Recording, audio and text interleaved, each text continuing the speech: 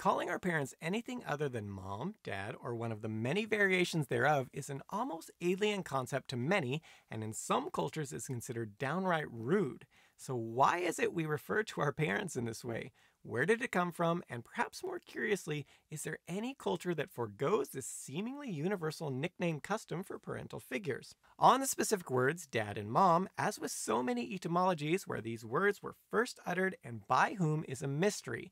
Even the Oxford English Dictionary has admitted that they have no evidence on where the word dad originated. The word mom, on the other hand, is a slightly different story, and it's widely believed that the word was born from a much older word, mama, which itself can be traced back to the 1500s in English.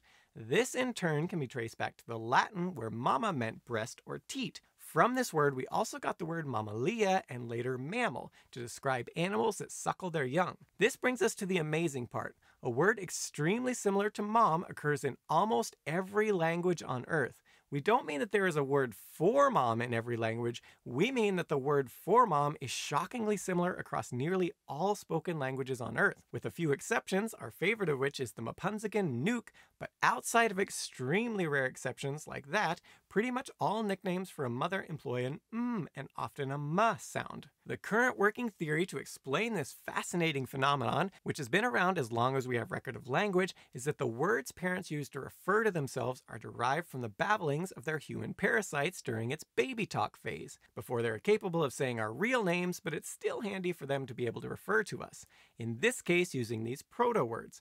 Thus why words like mama, papa, dada, tata, and baba are present in so many languages as a way of addressing one's parents, and the nickname more or less just sticks from there and has become a universal part of humans humaning. As to why the must sound in derivations like mama came to almost universally be assigned to women instead of men, it's generally thought that it derived from the sound babies make while suckling or feeding.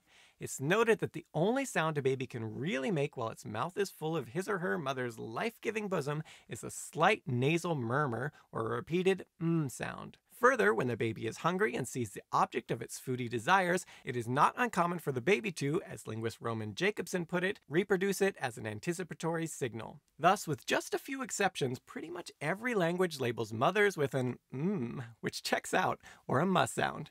With the fathers, on the other hand, the names are much more diverse, but still generally sticking to a baby proto-words dada, or the shortened dad, papa, tata, baba, etc. So is there any culture in which this nickname practice isn't commonly observed?